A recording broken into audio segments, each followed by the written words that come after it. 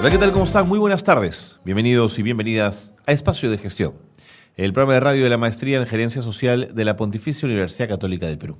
Gracias por estar con nosotros un martes más aquí en Zona PUC, la radio de la Universidad Católica, transmitiendo a través de la internet a la universidad, por supuesto, y al mundo. El programa de hoy va a estar dividido en dos segmentos, en dos partes muy claramente separadas y definidas. La primera parte dedicada al tema del agua, a la necesidad de pensar en tecnología para el agua para mejorar la calidad y la cantidad de este recurso. Y luego hablaremos en el segundo bloque con una organización feminista, pero al mismo tiempo católica, que tiene mucho que decir y que intenta aportar desde el espacio de sociedad civil para hacer más justa y más equitativa la relación de las mujeres con el mundo, pero en su caso de las mujeres con la Iglesia. Vámonos a la pausa, es una pausa breve porque comenzamos programa. Esto es Espacio de Gestión y mi nombre es Carlos Cornejo. Bienvenidos. Bien, y tal como lo habíamos anunciado al inicio del programa, vamos a hablar del agua y lo vamos a hacer con el Centro de Competencias del Agua. Es una organización que vamos a conocer, a la que nos vamos a aproximar, porque además tiene proyectos que están ligados con el agua que son muy importantes. Y el agua es un tema que en este programa hemos tratado ampliamente. Bram Williams, que es el vicepresidente y director de proyectos del Centro de Competencia del Agua, está con nosotros. Bienvenido, Bram. Gracias por estar con nosotros. Gracias por la invitación. Encantado. ¿Qué cosa es el Centro de Competencias del Agua? Lo pregunta un ignorante que no conoce de esta organización. Sí. El Centro de Competencia del Agua nació nació un poco antes del diciembre del 2014. Yeah. Te comento rápidamente la historia. Yo empecé a impulsar el centro como docente de la Universidad de San Marcos, en la Facultad de Física. Uh-huh. Empecé a trabajar en una serie de proyectos alrededor del agua. Y el año 2014, con CITEC, que entró en una era de cambios muy importantes, así es. Lanzó una convocatoria para concursos de centros de excelencia, que era el máximo financiamiento que el Estado peruano estaba otorgando a un centro de investigación. Entonces, como estaba en contacto con una serie de grupos de otras universidades, por ejemplo, entre otros, el grupo de Teresa Oré, de la Católica, que trabaja en la Maestría de Gestión de Recursos Hídricos, en temática del agua, hemos decidido armar una propuesta para centro de excelencia. No obtuvimos el financiamiento, pero sí llegamos hasta la fase final, inclusive fue una de las 4 propuestas aprobadas en todo, solamente que no llegamos al financiamiento porque se financiaba uno y era la otra propuesta de San Marcos, ¿no? Logró dicho financiamiento. Pero eran fondos concursables, no reembolsables. No reembolsables. De acuerdo. Hasta un máximo de 20 millones de soles. Claro, es poco para un proyecto. No llegamos a los 20 millones de soles, llegamos mucho menos, pero el proceso, el ímpetu que generó el proceso fue lo suficiente como para generar el centro, porque nos dimos cuenta en el estudio de mercado que hicimos que sí había potencial para un centro con unas características siguientes. Es decir, acá en el Perú tú tienes capacidades que son como islas que están aisladas y no interactúan uno entre otros. Tú tienes por un lado la academia que tiene su propio ritmo, intereses, objetivos.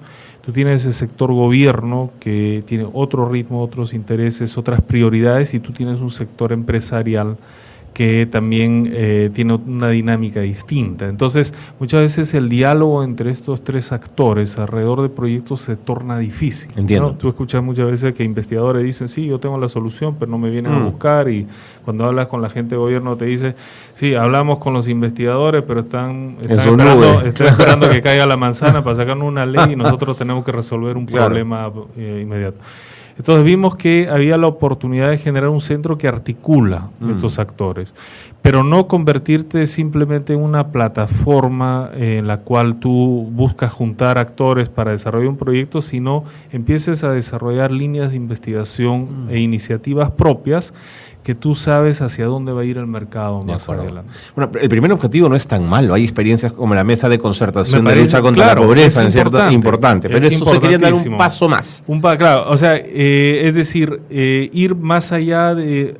Hay hay ciertas iniciativas como esta mesa de concertación que tú necesitas que los actores dialoguen, y porque es un problema que no lo puede resolver una institución sola. Entonces, para eso sirven los centros articuladores, por decirlo así.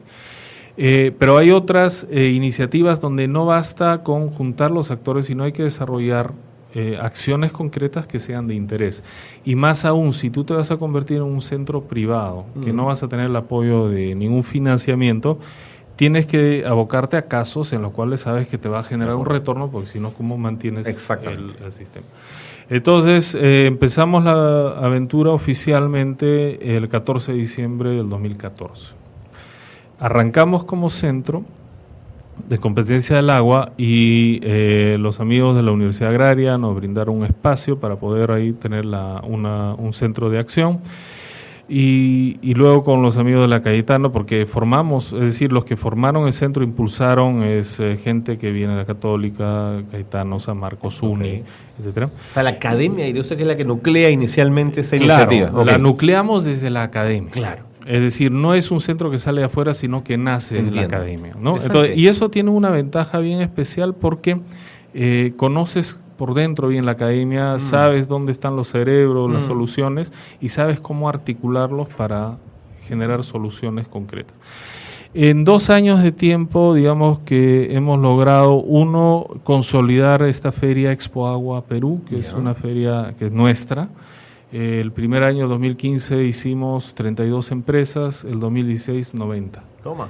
Y el próximo año, este año va a ser Francia, país invitado. El primer año fue Alemania, después fue España, este año es Francia. Ya hemos instalado este año el comité organizador y estamos generando para 130 empresas. Hablemos de Expo Agua. Ya.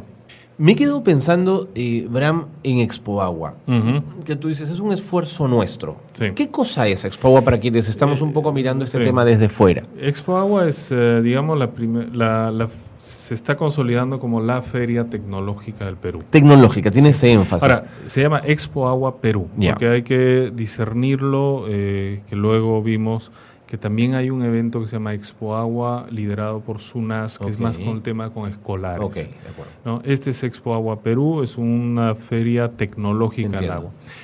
Nació inicialmente como, tenemos ahí como socios a CEDAPAL, por ejemplo, en la parte de organización, que era como para empezar a generar una plataforma en la cual se juntan la oferta y la demanda alrededor del agua. Porque el tema del agua, digamos, lo que hace falta, entre los varios elementos que hacen falta, pero digamos, es un espacio donde la oferta se puede juntar a la demanda porque cada necesidad es específica, es ad hoc. De acuerdo. Entonces no existe una solución general para un problema. Entonces, ¿qué nos interesa de este evento? Es que, por ejemplo, alcaldes, gobiernos regionales vengan y en un solo espacio encuentren y puedan conversar con múltiples empresas que brinden múltiples soluciones y ellos puedan un poco ir viendo qué cartera de oportunidades tengo yo para mi zona o para mis problemas específicos.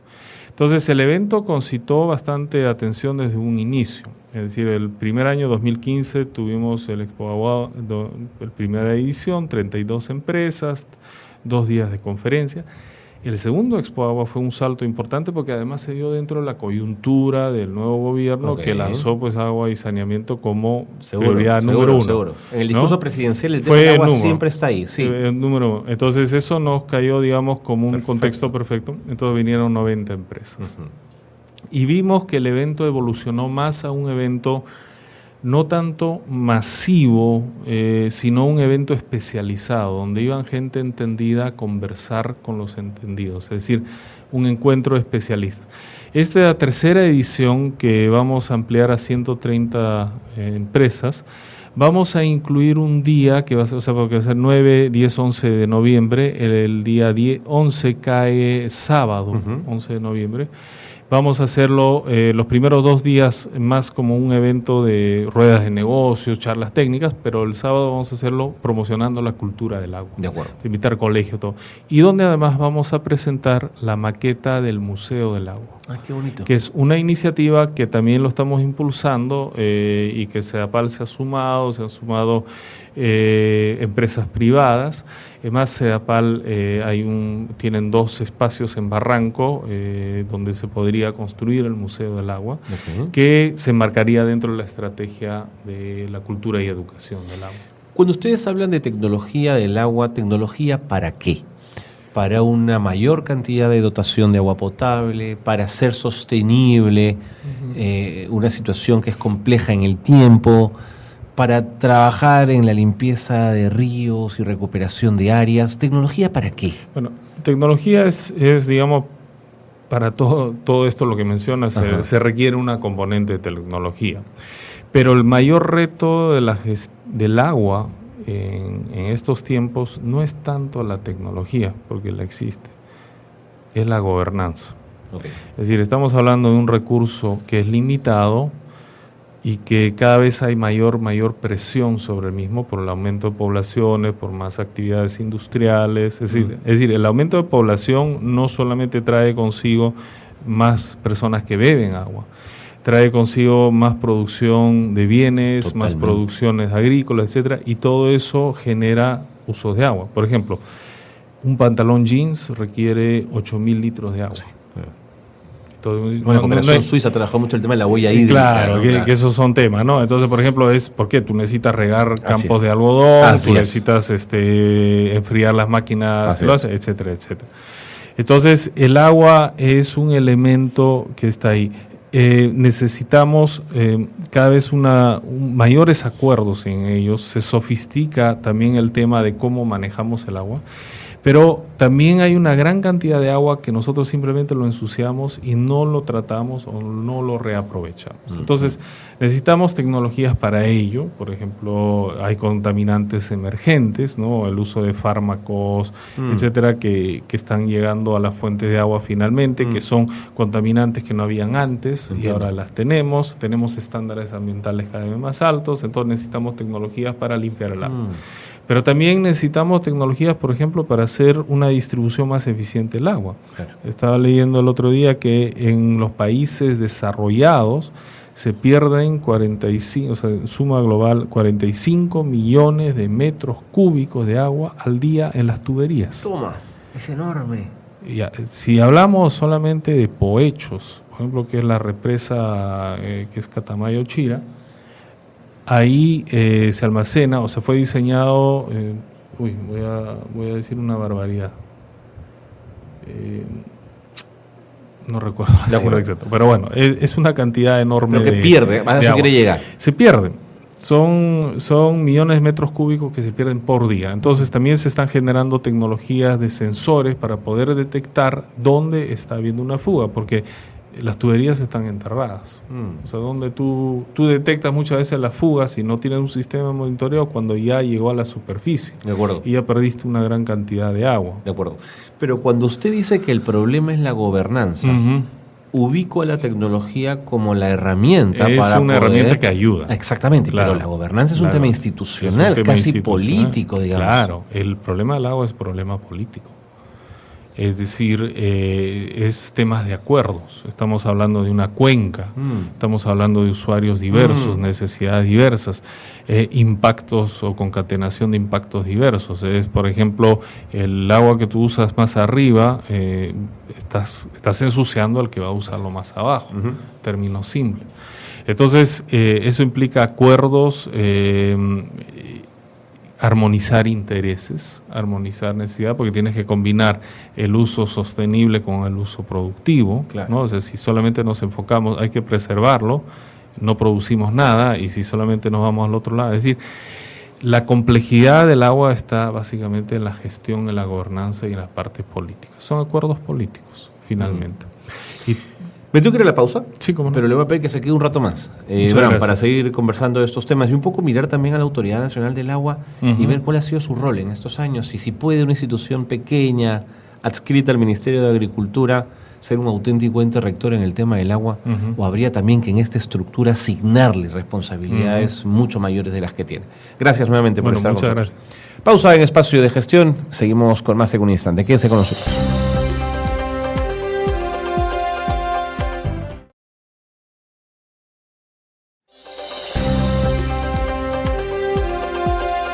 Seguimos en Espacio de Gestión, el programa de radio de la Maestría en Gerencia Social de la Pontificia Universidad Católica del Perú. Estamos con el vicepresidente y director de proyectos del Centro de Competencias del Agua. Le había planteado la posibilidad, antes de irnos a la pausa, de conversar del rol de la Autoridad Nacional del Agua en esto que hemos llamado la gobernanza. Desde afuera, quienes miran a la autoridad, ¿qué sensación tienen de esta? Bueno, yo he escuchado varias opiniones, ¿no? Hay quienes lo consideran como una organización demasiado ineficiente en algunos casos. En otros casos he tenido opiniones más bien positivas en ese sentido. En lo personal, yo creo que esta es una organización muy importante. Definitivamente el tema del agua, y no debería estar adscrito al Ministerio de Agricultura. Debería ser una autoridad totalmente autónoma. Claro. Totalmente autónoma. Es más, me atrevería a plantear que el tema del agua debería ser manejado en todas sus dimensiones por una sola organización. Entiendo. Pero bueno, no quiero entrar en mayores detalles porque ahí podemos extender las discusiones, pero un poco viendo, es decir, una organización que maneje prácticamente todo el ciclo del agua. Porque lo que la realidad está demostrando es que tenemos demasiados actores involucrados en el tema del agua. Así es. ¿No?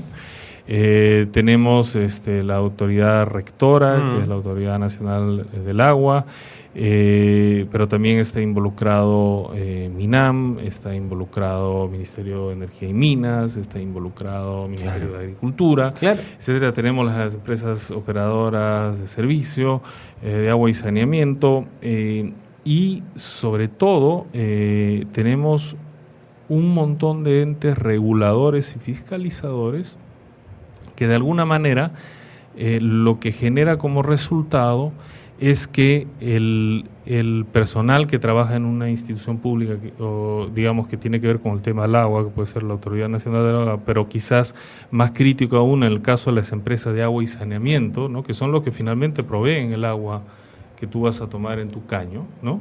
Y que tienen que operar como una empresa, están siendo fiscalizados pues por un sinnúmero de actores, ¿no? Estamos hablando de DIGESA, estamos hablando de OEFA, estamos hablando de la Contraloría, estamos hablando de SUNAT, estamos hablando del ente regulador, etcétera, etcétera, etcétera.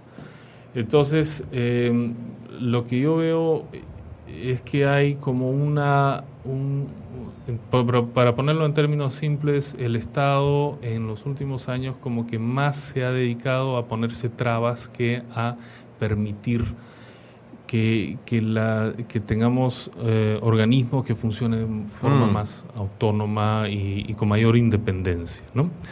Y eso quizás parte también de una cultura de la desconfianza, ¿no? O sea, la premisa en el sector público es que tú tienes que demostrar que no estás, digamos, que no vienes acá con ánimos de cometer actos ilícitos, ¿no? Y a veces por eso establece una serie de candados que hacen todo mucho más lento. Mucho más lento, mucho más complicado, y que finalmente si quieres tomar acciones vas a tener que romper alguna regla. Claro. Es decir, la cantidad de casos, digamos, prácticamente que suenen a una, ¿cómo se puede decir la palabra? Es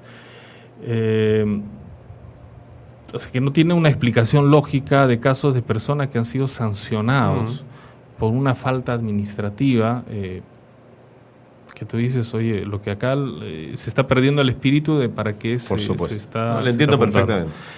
Sí, bueno, y volviendo al caso de la Autoridad Nacional del Agua, yo he trabajado con la Autoridad Nacional del Agua, hemos hecho desde San Marcos, hemos impulsado conjuntamente con ellos la implementación del Observatorio Nacional de Sequía, ¿no? Okay. Entonces, tú encuentras ahí, por ejemplo, muchos profesionales muy, muy comprometidos y con muchas capacidades, ¿no? Sí. Yo he visitado ese centro de monitoreo y está muy bien, ¿eh? Ya, eso es claro, parte del Sistema Nacional de Información de Recursos Hídricos, ¿no? Entonces hay gente muy comprometida, muy metida. Pero, por ejemplo, después de un tiempo vi que algunos de ellos ya no están vinculados. Claro.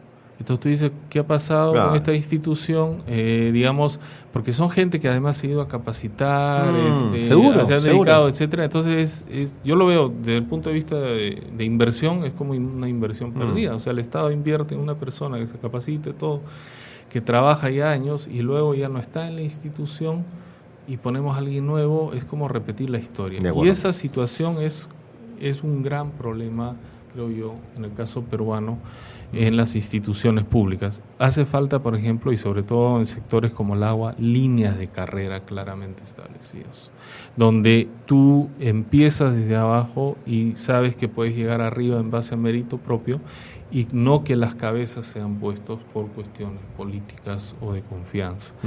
Porque muchas veces, es decir, instituciones tan complejas, sobre todo los que manejan el tema del agua, y en particular, por ejemplo, las empresas de agua y saneamiento, que a mi criterio son las empresas más complejas de gestionar en el mundo.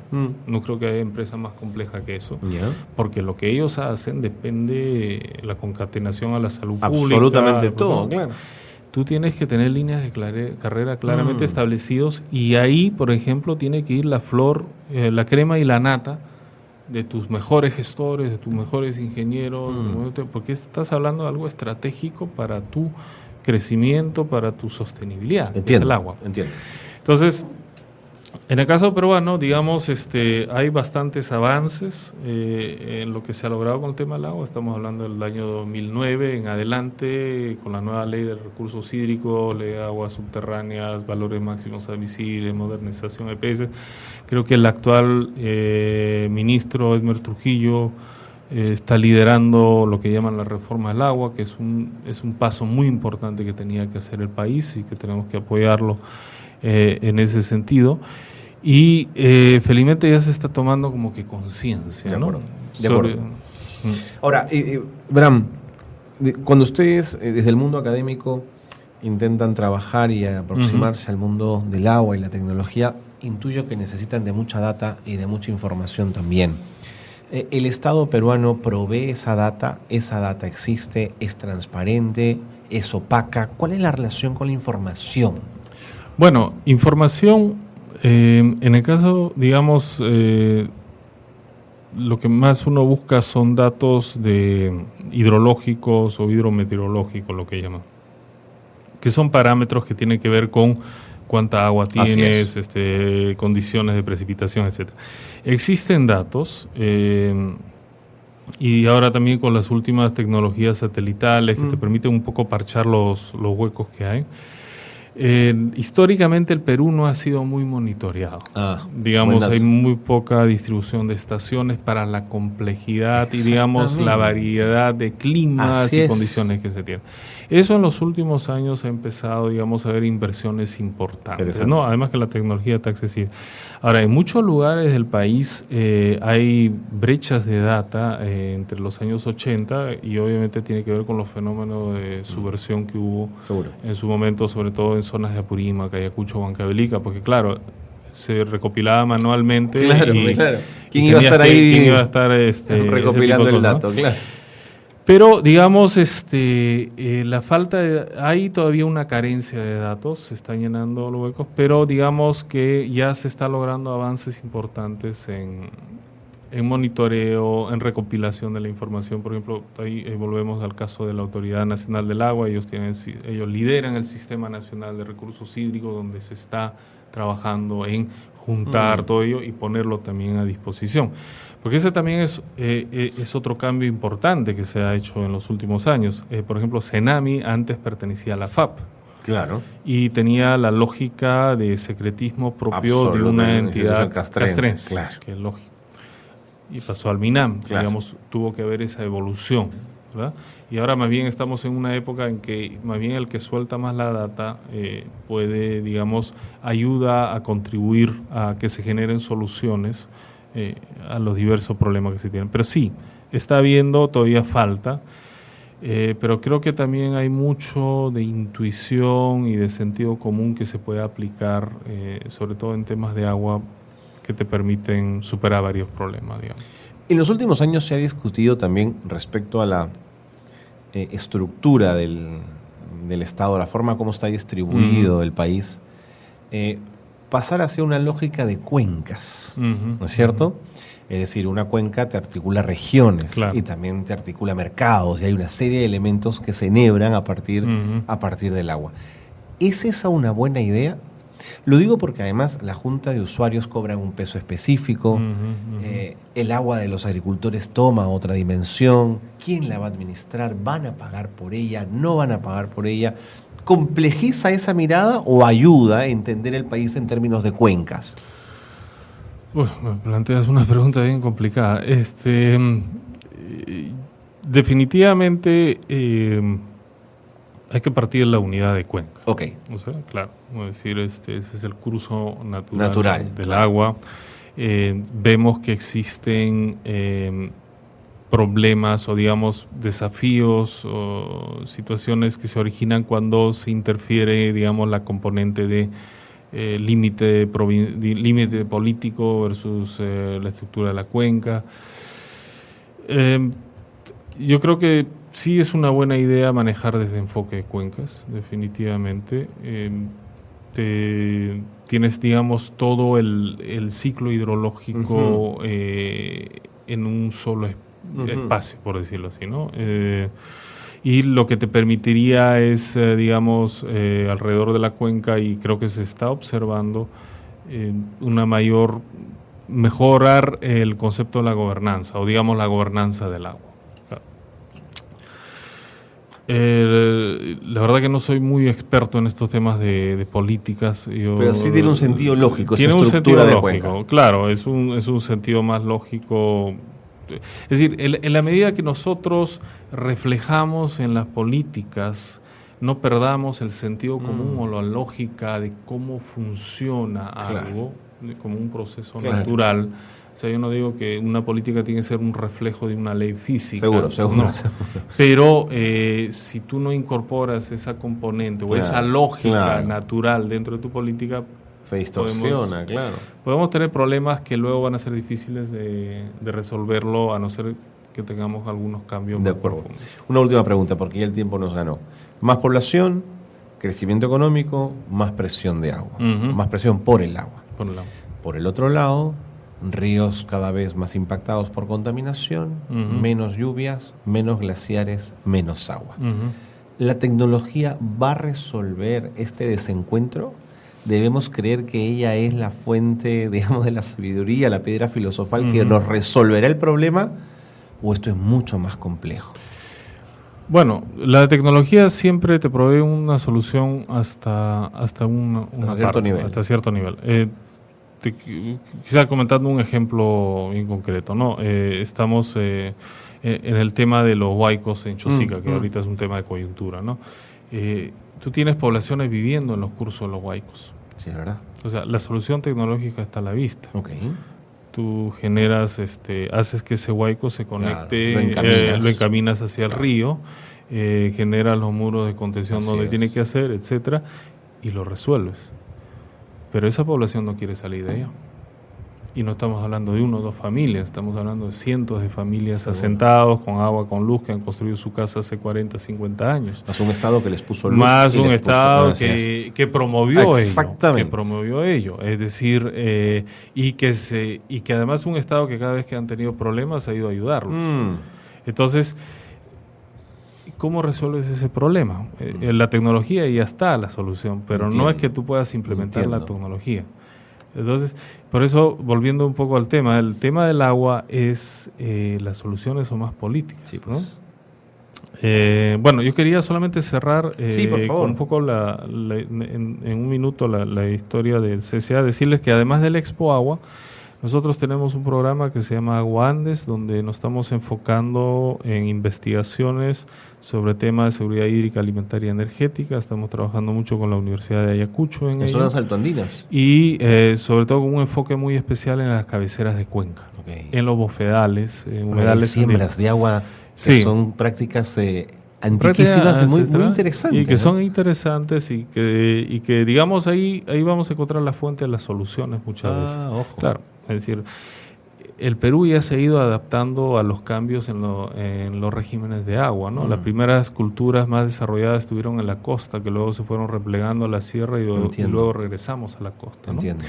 Y digamos que las soluciones vamos a encontrarlo de entenderlo a partir de nuestros propios sistemas y cómo nos organizamos y cómo vemos el agua de diferentes perspectivas económicas, social, científica, tecnológica.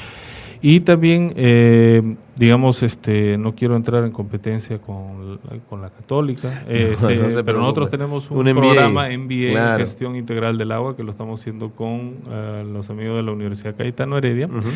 No es competencia a la muy buena maestría de gestión de recursos hídricos que tiene la católica, que es más un enfoque de investigación, de entendimiento, de ver más, nutrir estos temas de las políticas públicas, que son muy importantes, sino más bien este MBA en Gestión Integral del Agua es para entrenar al gestor del agua para que pueda ejecutar acciones, ¿no? Porque el gestor del agua es como un director de orquesta. Tiene que saber un poco de violín, un poco de guitarra, un poco de piano, pero lo que es más importante aún es, él tiene que saber integrarlo y hacer que todo eso funcione como un ensamble, ¿no? Y actuar en tiempos cortos y muchas veces, como ahora lo que estamos viendo, en situaciones bastante extremas. Bram, téngannos al tanto de las cosas que vayan avanzando. Y el Expo Agua, caray, en esta tercera edición. Muchísimas gracias por haber estado con nosotros. Y bueno, encantado. Un gusto.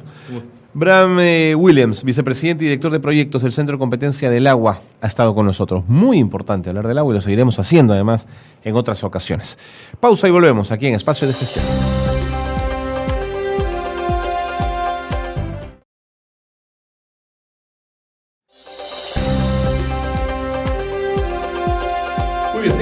De gestión. En este segundo bloque vamos a hablar con las representantes de una organización a la que yo respeto profundamente y a la que sigo su trabajo porque además me parecen no solo mujeres muy valientes, sino que además tiene una propuesta que discrepa, que plantea miradas diferentes, que atreve, ¿no? Que se atreve a decir las cosas de otra manera, y eso me parece importante.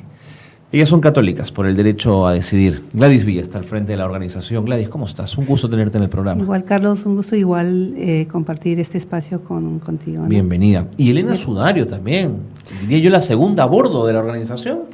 No tanto así. Igualmente te saludo por invitarnos a este espacio tan importante. Elena, un gusto tenerte en el programa.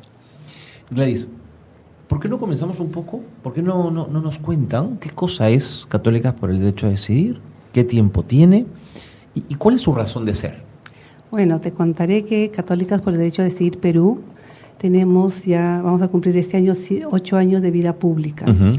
Nosotros formamos parte de una red de América Latina que tiene más de 25 años aproximadamente. Hay en 12 países en América Latina, pero lo que nosotros buscamos es el reconocimiento de las mujeres como ciudadanas con toda la capacidad ética y moral de que éstas puedan decidir sobre sus vidas, sobre sus cuerpos y sobre su sexualidad. Pero partimos de un enfoque medio especial. Somos feministas y somos católicas. ¿No? Entonces, a partir de esto lo que buscamos es una justicia social para las mujeres, sobre todo, pero también cuestionamos la heteronormatividad de nuestra jerarquía de la Iglesia Católica y lo que nosotros reflexionamos en teologías más liberadoras, donde vemos a un Dios que nos acompaña, que no nos juzga, donde también tomamos decisiones basadas en nuestra libertad de conciencia, en una libertad de conciencia que nos permite determinar qué es lo bueno y qué es lo malo para cada una de las mujeres de acuerdo al contexto de vida que nos toca vivir. Entiendo. Pero feminismo y catolicismo no son antónimos, no son palabras excluyentes. ¿Por qué se plantea desde la jerarquía una exclusión en esos términos, desde la jerarquía católica? Generalmente, como conocemos, la jerarquía y la teología es netamente patriarcal, ortodoxa, donde ha cuestionado muchas veces el papel de la mujer solo al servicio de... no un par que acompañe en la toma de decisiones. Por ejemplo, no hay mujeres sacerdotisas y generalmente nos ha impuesto roles solo de servicio, de maternidad, donde no somos actoras de igual condición que ellos, ¿no? Entonces, esa teología patriarcal cuestionamos porque es heteronormativa, no es plural. Nosotros en la Iglesia Católica somos plurales, diversos, y sentimos que esta teología más liberadora, más disidente, más feminista, donde nuestros derechos no tienen que estar en pelea con nuestra fe, hace que sigamos a ese Jesús o a ese Dios que nos acompaña, que nos juzga y que es amor y sobre todo solidaridad al prójimo, ¿no? Entiendo. ¿Dónde nace la organización? ¿Quién la funda?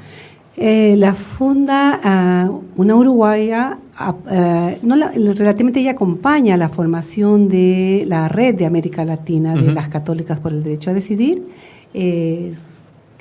Cristina Grosel, pero es la que de alguna manera, a pesar de que, sabiendo que Uruguay no es, por ejemplo, es un país laico, por ejemplo. Así es. Ella fomenta esta organización de católicas por el derecho a decidir a nivel de América Latina, y ella dice, por ejemplo, en Uruguay no lo dice porque acá es laico, ¿no? Entonces, por lo tanto, en los lugares donde tenemos una imposición más jerárquica de nuestras autoridades es que nace esta organización, ¿no? Entiendo. Elena, ¿por qué lo laico en Católicas por el Derecho a Decidir es tan importante? Justamente es súper importante porque en realidad, si vemos el aparataje político y económico, casi siempre las jerarquías de las iglesias ahora, no solamente de la Iglesia Católica, tienen un papel preponderante y de mucha influencia, ¿no?, dentro de las políticas públicas, sobre todo cuando hablamos de derechos sexuales y derechos reproductivos. Seguro. Y en ese sentido, nosotras como católicas que estamos y tenemos la apuesta de que se prevalezca el derecho a decidir de las mujeres, tenemos claro que una cuestión fundamental es que las creyentes o los creyentes tengamos derecho a profesar nuestra fe, ¿no? Pero esto no tiene que ser una imposición para todos los peruanos o toda la población, ¿no? En ese sentido, si bien el principio de laicidad es un principio que a nosotros los creyentes nos asegura libertad religiosa, ¿no?, y pluralidad en todos los espacios, también nos marca un deber, ¿no?, el deber de respetar las otras ideologías, las otras formas de pensar, ¿no?, y que esto sea un derecho que todos tengamos, pero también una responsabilidad del Estado, porque el Estado no puede profesar una fe, ¿no? Y esto también marca un deber dentro de los funcionarios, dentro de las autoridades, ¿no? En el sentido de que no implementen políticas públicas, no decidan, ¿no?, cuestiones que competen los derechos de las personas, de las minorías, ¿no?, de las mujeres, en comunión con una fe o un credo en particular, ¿no? Siempre las decisiones tienen que ser en el marco de los derechos, ¿no?, dentro de la democracia. Entiendo. ¿Por qué los sectores más conservadores, por qué Así Prensa, por ejemplo, cada vez que puede las golpea? ¿Por qué sienten ustedes que todo el tiempo están retando a los sectores conservadores y estos responden con tanta virulencia y con tanta agresividad?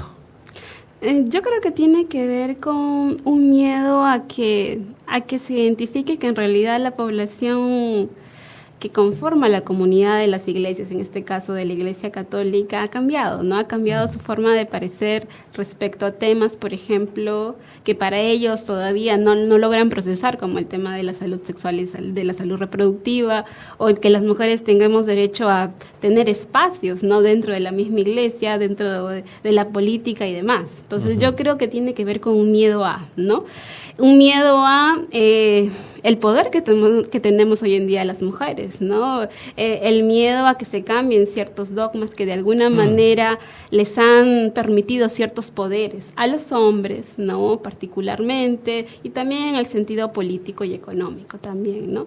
Entonces yo creo que la existencia de estos espacios más conservadores, mucho más fundamentalistas y muchas veces que chocan con los derechos humanos de la población tiene que ver con eso, ¿no? Un sector de la población que en general todavía no logra.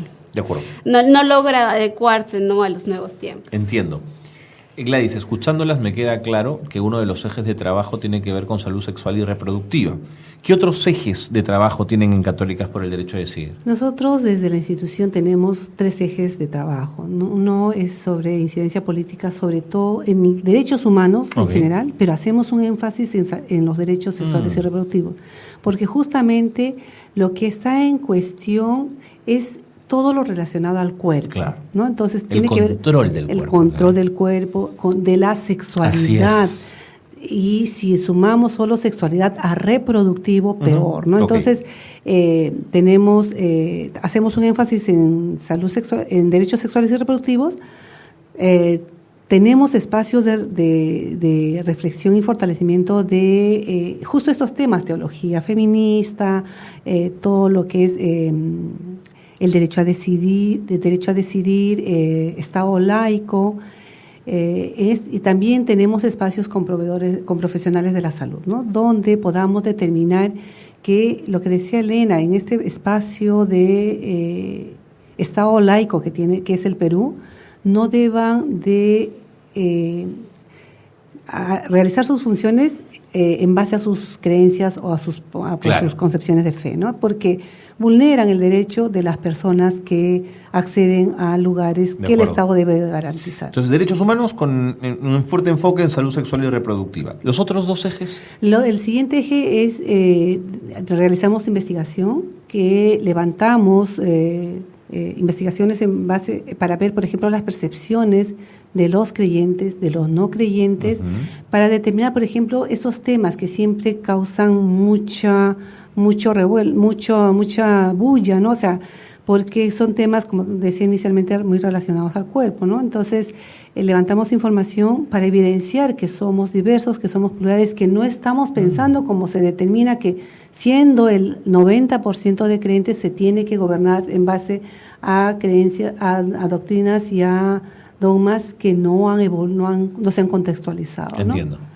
Entonces ese es el otro eje: investigación, para finalmente hacer trabajo de incidencia y poder aportar a los tomadores de decisiones, seguramente. Definitivamente. Y el otro es el de fortalecimiento de capacidades a mujeres, a jóvenes y con profesionales de salud, ¿no? De acuerdo. Elena, ¿de qué vive Católicas por el Derecho a Decidir? ¿Cómo se financia? ¿De dónde sacan el dinero para la cosa más operativa? La oficina, el papel, la tinta, qué sé yo. Como cualquier organización no gubernamental, tenemos financiamiento de otras cooperaciones internacionales, pero básicamente también nosotras trabajamos dado el impulso del activismo, ¿no? Del activismo nuestro, del activismo de jóvenes, ¿no? Que también se suman a esta iniciativa política de ser católicos, ¿no? Pero tener una voz disidente dentro de la misma comunidad, ¿no? De ser católicos, pero estar a favor del Estado laico también, entiendo, ¿no? Y de ser católicos y estar y trabajar, ¿no? Porque se respeten los derechos humanos de las mujeres, de las minorías y demás. Permíteme, Carlos, por favor, ahí un poco acompañar lo que decía Elena, es que nosotras, si bien recibimos financiamiento de instituciones que apuestan por este trabajo de derechos humanos, todo nuestro financiamiento está informado a la AFSI, a la Agencia Peruana de Cooperación Internacional, donde claramente por transparencia pueden ver, y porque muchas veces a instituciones que hacemos este trabajo de promoción y de defensa de los derechos humanos nos atacan constantemente, ¿no? Determinando que recibimos dineros en cantidades exorbitantes que no es real, que por transparencia pueden entrar al AFSI y determinar que esto es todo dentro de la normatividad del Estado peruano. Entiendo. Siempre que me siento a conversar con personas tan valientes como ustedes, me pregunto de dónde sale la fortaleza. Es decir, entrar a formar parte de una organización que va a confrontar de la forma como ustedes confrontan un discurso tradicional, a mí me genera en principio mucha admiración. ¿Por qué, Gladys? ¿Por qué, Elena? ¿Sabían que se metían en un terreno complejo, abstruso, de confrontación? ¿Por qué allí? Creo que inicialmente es por las vivencias que hemos tenido, ¿no? Uno, en nuestro contexto, empezar a determinar por qué estructuras tan terribles para las mujeres. ¿Por qué el no cuestionar aquellas cosas que se toman como naturales? Y también creo que se trata por empezarnos a deconstruir nosotras mismas. Creo que parte de nuestro accionar, de por qué salir a hacer voz pública, es porque queremos un cambio en nuestras iglesias. ¿Por qué muchos nos dicen, pero entonces ya no son católicas? Muchos no tienen por qué estar cuestionando nuestra fe, porque cada una vive su fe. Seguro. Pero también tiene que ver porque queremos seguir en ella, pero queremos que cambie esta iglesia, que sea inclusiva, que no sea, que no termine arrimando a las personas a situaciones realmente que no lleve sus principios como lo señala, ¿no? El amor al prójimo, la solidaridad, el acompañamiento. O sea, queremos esa iglesia a la que nos enseñó inicialmente nuestro guía, ¿no? Que es Jesús, definitivamente. De acuerdo. Entonces, Gladys nos dice a partir de la experiencia propia. ¿Y tú, Elena? Yo creo que como jóvenes más tenemos una situación de resistencia, ¿no? De resistencia también a los patrones que de alguna u otra forma hemos ido asumiendo como naturales, ¿no? Dentro de las iglesias también. Y yo creo que también tiene que ver con una cuestión propia y natural, ahora sí, ¿no? Se emplea la palabra de cuestionamiento a estos roles, ¿no? Que muchas veces cuando éramos más chicos no teníamos la oportunidad de poder cuestionar, ¿no? Y en mi caso también tiene que ver con también una validación de una historia personal y tradición familiar de vivir la fe, porque en muchos hogares que vivimos de familias migrantes, la verdad es que no es el tipo de catolicismo jerárquico o impositivo, ¿no? Muchos de nosotros hemos vivido más que todo un catolicismo popular, ¿no? En donde el tema de pertenecer a la comunidad, a la iglesia, es parte de la cultura, ¿no? Y entonces yo creo que esa es otra forma de visibilizar, pues, que justamente dentro de la misma iglesia hay pluralidad, ¿no? Hay pluralidad también para poder vivir la misma fe y distintas opiniones. Entonces tiene que ver con ambas cosas, ¿no? Con visibilizar estas otras formas de vivir la fe, y también tiene que ver con esta cuestión de cuestionar, ¿no? De resistir a estos patrones machistas, patriarcales, ¿no? Que de alguna u otra manera han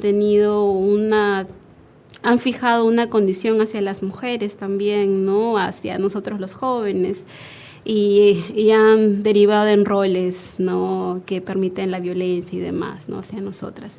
Tiene que ver con eso. De acuerdo. Yo tengo que ir a la pausa, pero quiero que no se vayan, que se queden un ratito más para seguir conversando, porque además, ahora que ya conocemos a Católicas por el Derecho a Decidir y conocemos sus objetivos, yo quería que nos ocupemos en el segundo bloque del programa de la nueva norma técnica emitida por el Ministerio de Salud, que está ligada al tema de los adolescentes y el tema de la salud sexual y reproductiva. Quiero que me cuentes qué avances hay, qué esfuerzos hay, si es interesante, si sienten que todo se está complicando más, en fin, que me den un poco de luces respecto a esta norma. Nuevamente, gracias por estar con nosotros. Hacemos una pausa y seguimos con más en Espacio de Gestión, el programa de radio de la Maestría en Gerencia Social de la Pontificia Universidad Católica del Perú. Regresamos.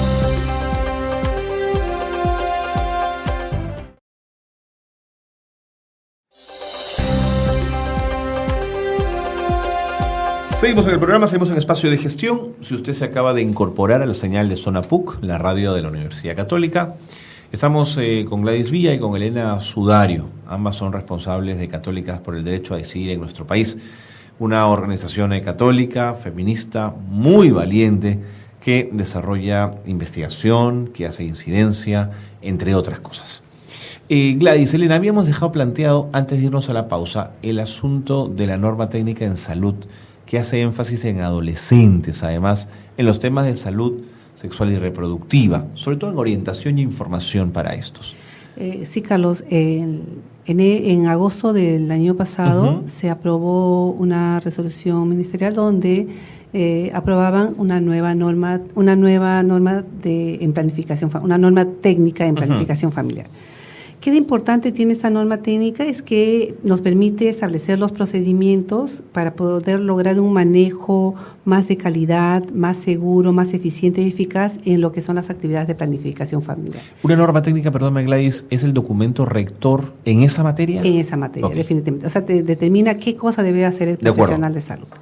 Entonces, en esta lógica, esta norma de alguna manera está favoreciendo y está permitiendo contribuir, por ejemplo, al reconocimiento de los derechos sexuales y reproductivos de todas las personas, pero hace un énfasis en que no debe haber ninguna discriminación por raza, por edad, por sexo, en fin, ¿no? Luego también determina que se pueda contar con los insumos de los métodos anticonceptivos, porque muchas veces se determinan y no hay insumos cuando uno accede a los servicios. Particularmente luego determinan que se debe de respetar la elección libre e informada de las personas. Pero hay una particularidad en esta norma técnica, como bien señalabas, es que hace dos hincapiés importantes en el momento de que se habla de adolescentes. En la sección de suministro de medicamentos o de métodos anticonceptivos, de insumos de métodos anticonceptivos, señalan de que, tú vas a leer lo que dice la norma, es que la utilización de métodos anticonceptivos temporales que conforman actividades de planificación familiar no constituyen tratamiento médico. ¿Eso qué significa? Cuando nosotros nos enfermamos necesitamos un medicamento, un tratamiento. Así es. Pero cuando uno toma un método de planificación familiar, no es que estamos enfermos. Lo que queremos es prevenir un embarazo no deseado, una infección de transmisión sexual, ¿no? Entonces, al no ser tratamiento, definitivamente en la otra sección que es sobre disposiciones generales determina que siempre es necesario el consentimiento informado de las personas.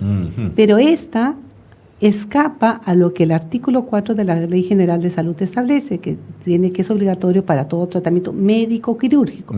Pero al no ser tratamiento, los métodos anticonceptivos, por lo tanto escapa a la Ley General de Salud, al artículo 4 específicamente, que determinaban que los y las adolescentes vayan a los servicios de salud con la presencia de un padre o tutor para que puedan ser atendidos dentro de lo que fuese métodos anticonceptivos o salud sexual y reproductiva. De acuerdo, entonces esta norma lo que está permitiendo es abrir la puerta para que adolescentes, ellos y ellas puedan acudir con libertad, con tranquilidad a un centro de salud, que no están yendo a una consulta médica y que puedan solicitar el uso de anticonceptivos, ¿no es cierto?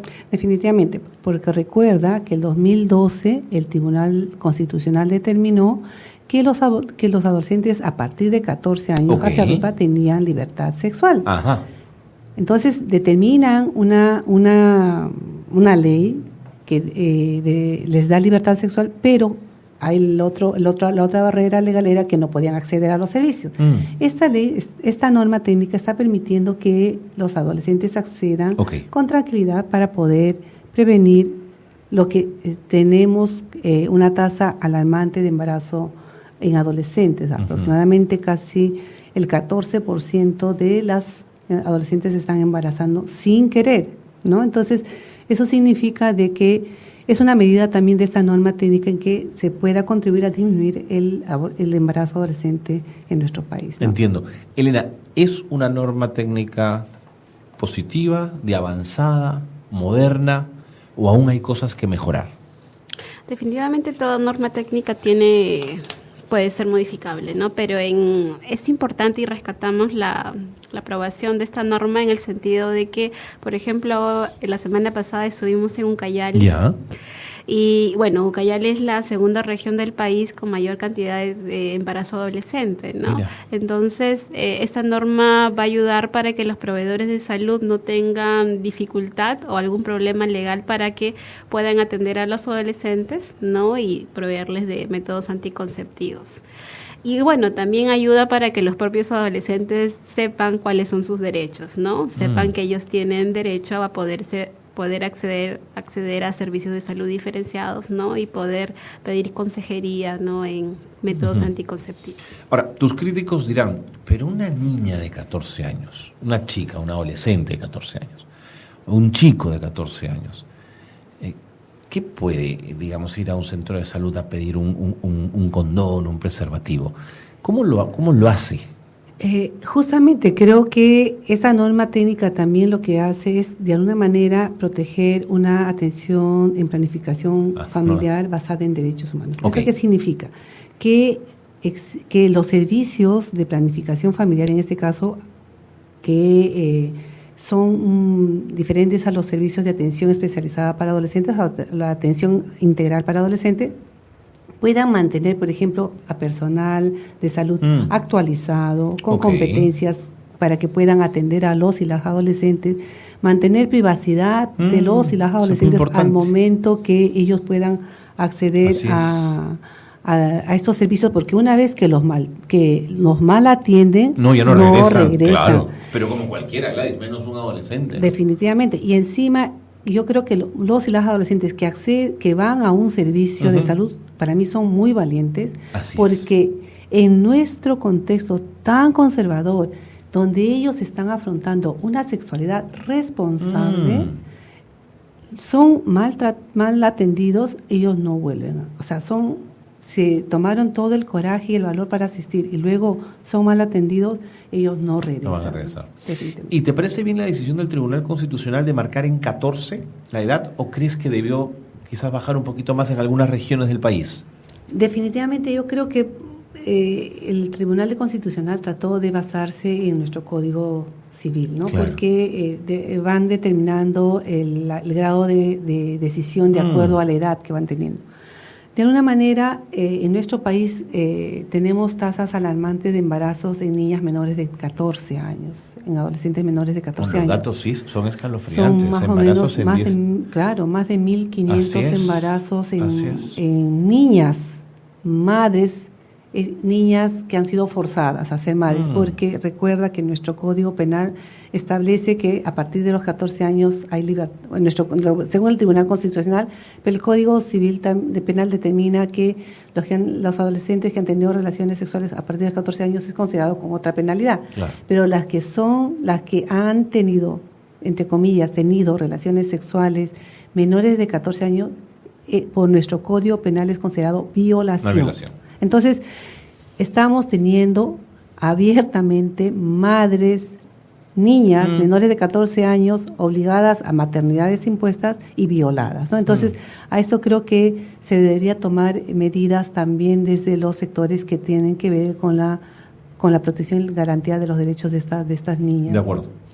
Elena, pero siempre me he preguntado por qué una buena norma técnica elaborada además en las oficinas de doctores importantes, de gente que conoce mucho el tema, cuando tiene que aterrizar al técnico de salud, al último, a la persona encargada de recibir, de tratar con los chicos y con las chicas, o no conoce la norma, o no está capacitado, o no está a la altura del reto que le pone una norma como esta.